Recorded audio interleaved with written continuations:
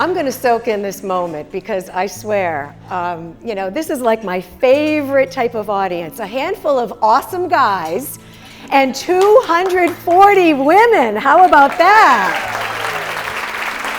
So take what you need and leave the rest while we have a little fun. And we refresh your memory on some of the tools, some of the skills to help you feel like you are more in control of your stress and more in control of your energy. You're at the cause instead of at the effect.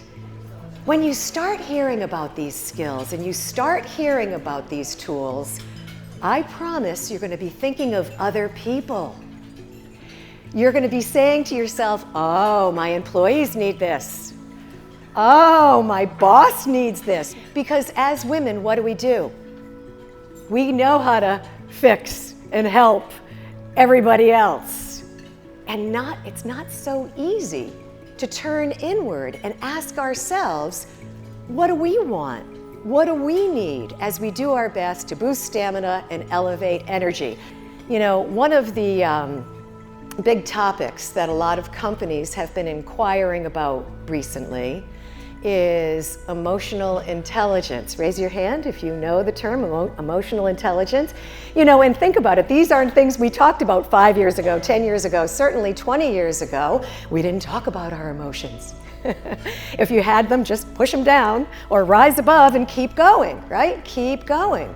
But emotional intelligence, you might want to write this down, is really divvied up into 4 quadrants. And the first 2 quadrants are self-awareness and self-regulation.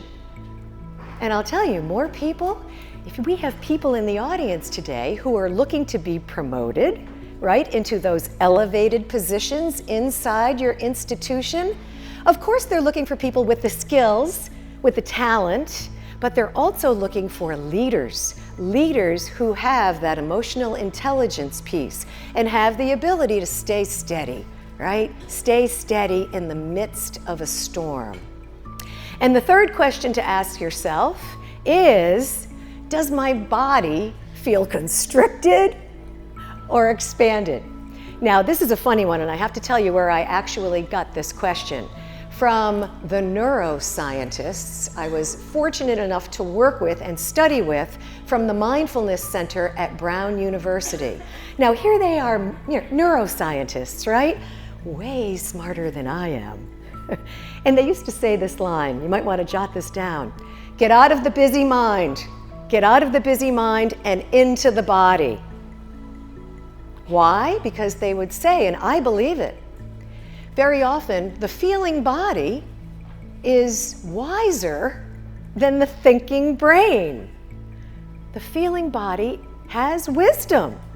And our job as empowered women, empowered leaders, and empowered people is to use both the thinking brain and the feeling body as we move forth in business in this very new and very different business world of ours.